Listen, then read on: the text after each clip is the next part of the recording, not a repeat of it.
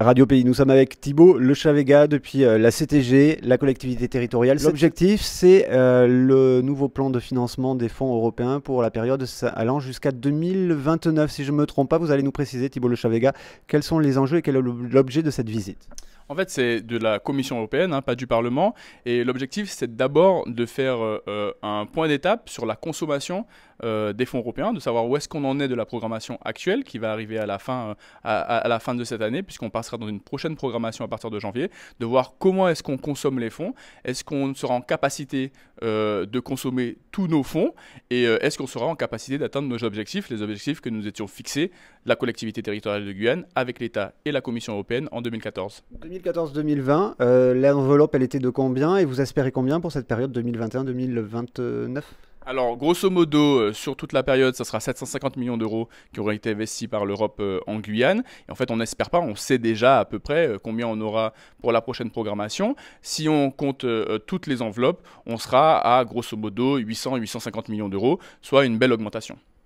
Et donc, sur la partie de 2014-2020, ce n'était pas vous qui étiez à la majorité, mais l'ensemble de l'enveloppe a été dépensé. C'est souvent un reproche qu'on fait en disant oui, on obtient des choses, mais on ne les concrétise pas forcément derrière. Alors nous sommes là depuis juillet 2021 et la réalité c'est qu'il y avait un risque de sous-consommation sur certains fonds, notamment les programmes LEADER et les programmes les fonds FEADER, donc les fonds pour l'agriculture. Aujourd'hui, il n'existe plus, en tout cas pour la partie gérée par la CTG, il n'y a plus de risque de consommation sur cette année et nous sommes très optimistes sur notre capacité à tout consommer d'ici 2023 pour les fonds du développement régional et d'ici 2025 pour les fonds pour l'agriculture. Quelles sont les priorités justement? Parce que s'il y a une enveloppe qui peut aller jusqu'à 850 millions, c'est qu'il y a des projets qui sont peut-être programmés dedans? Alors sur la prochaine programmation, on va mettre un très gros focus sur le développement durable, sur notre capacité à répondre aux nouveaux enjeux qui sont la lutte contre les réchauffements climatiques. On mettra 25%, pratiquement 30% même de l'enveloppe du fonds de développement régional. Et aussi une autre grosse priorité, ça sera de rapprocher l'Europe du citoyen, d'avoir par exemple sur le numérique, sur la recherche, mais aussi mieux accompagner notre tissu économique. Donc c'est tout un tas de priorités qui ont été déjà arrêtées avec un certain nombre de projets sur lesquels on a déjà fléché des fonds, mais aussi d'autres projets qui arriveront au fil de l'eau, au fil des appels à projets. Dernière question, Thibaut Lechavega. Quel est le rôle justement de l'Europe et de ses fonds européens sur des projets structurants? On avait le plan de relance, déjà les accords de Guyane, le plan de relance. Est-ce que ça peut aider par exemple à accélérer, en tout cas à finaliser par exemple la route Maripasoula ou la Papa-Ichton sur certains projets? Est-ce que ça peut aider ces fonds européens ou ils sont destinés vraiment à autre chose? Les fonds européens, c'est grosso modo 135 à 140 millions d'euros chaque année qui sont investis sur le territoire guyanais. Comme je le disais tout à l'heure à vos collègues, la collectivité en fonds propres investit entre 170 et 220 millions d'euros chaque année. Donc on voit que ce n'est pas négligeable, ça augmente de pratiquement 75% notre capacité, nos collectivités, à investir pour le quotidien de la population. Sur les routes, très spécifiquement, pour répondre à votre question, normalement, au niveau européen, au niveau communautaire, on ne peut pas financer des infrastructures routières avec des fonds européens. Nous, en tant que RUP française, nous bénéficions d'un régime dérogatoire, nous nous sommes battus pour, et nous pouvons investir sur la thématique des routes. Mais l'Union européenne a accepté ce régime dérogatoire, mais elle limite le montant que l'on peut investir, un certain pourcentage de l'enveloppe. En Guyane, sur la prochaine programmation, ce sera 11 millions d'euros. 11 millions d'euros, ça paraît beaucoup, mais ce n'est pas suffisant pour faire un tel investissement comme la route du fleuve. Aujourd'hui, cette somme, elle est déjà fléchée. Elle est fléchée pour finir la portion de route entre Papa-Ichton et Maripasoula et aussi pour refaire la route qui va entre Saint-Laurent et Saint-Jean, puisqu'on a des infrastructures scolaires qui vont sortir de terre et on a aussi des nouveaux logements, un nouveau quartier. Donc il faudra faire une nouvelle route, en tout cas il faudra la sécuriser. Donc l'argent, il est fléché pour une grosse partie, il reste une petite enveloppe. Il faudra voir, est-ce que l'on peut mobiliser ces fonds-là pour enclencher une dynamique?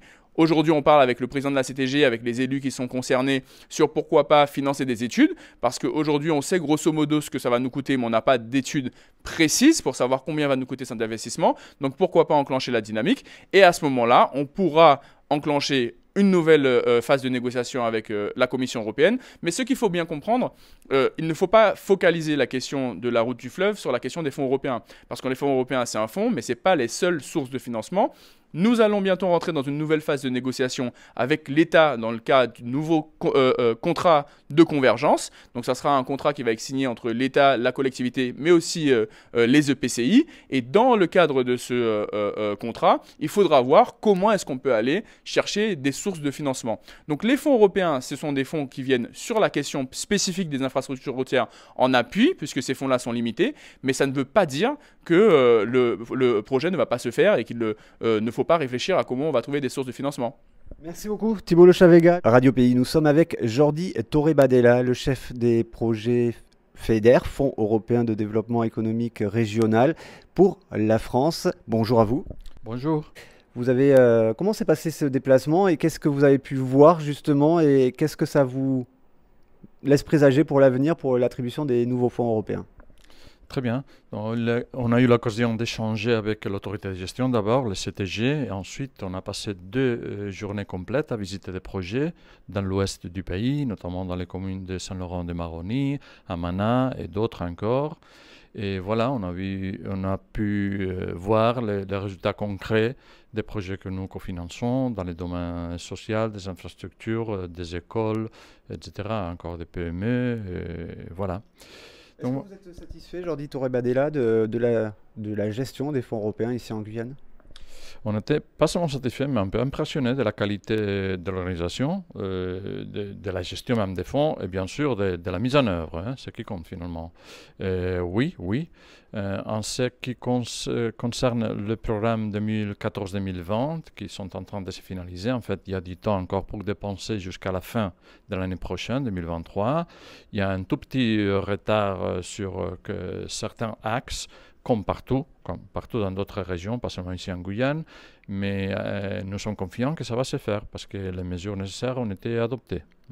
Jordi Torrebadella, c'est quoi la prochaine enveloppe qui est prévue pour la période 2021-2029? Est-ce qu'on peut espérer avoir un peu plus vu l'évolution, l'augmentation de la population en Guyane? Voilà, pour l'ensemble des fonds européens, la Guyane va augmenter un petit peu son enveloppe pour la période 21-27.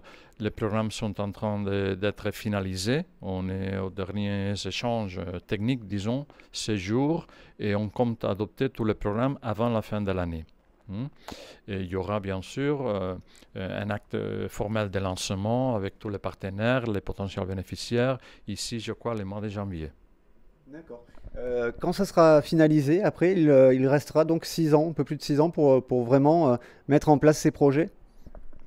Oui, plus que ça même, hein. La période de programmation est entre 21 et 27, mais ensuite il y aura encore 2-3 ans pour finaliser tous les projets, donc jusqu'à la fin de la décennie. Hein. Quels sont les types de projets priorisés, favorisés?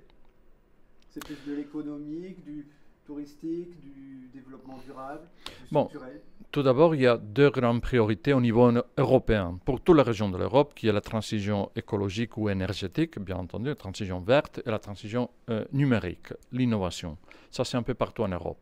Or, nous sommes très conscients que dans des régions moins développées comme celle-ci et encore des régions ultra-périphériques, il y a des besoins très forts au niveau des infrastructures, que ce soit des infrastructures de communication, des infrastructures sociales, dans la gestion de l'eau, dans l'économie circulaire ou encore d'autres. Donc, tous ces domaines seront abordés par les fonds européens.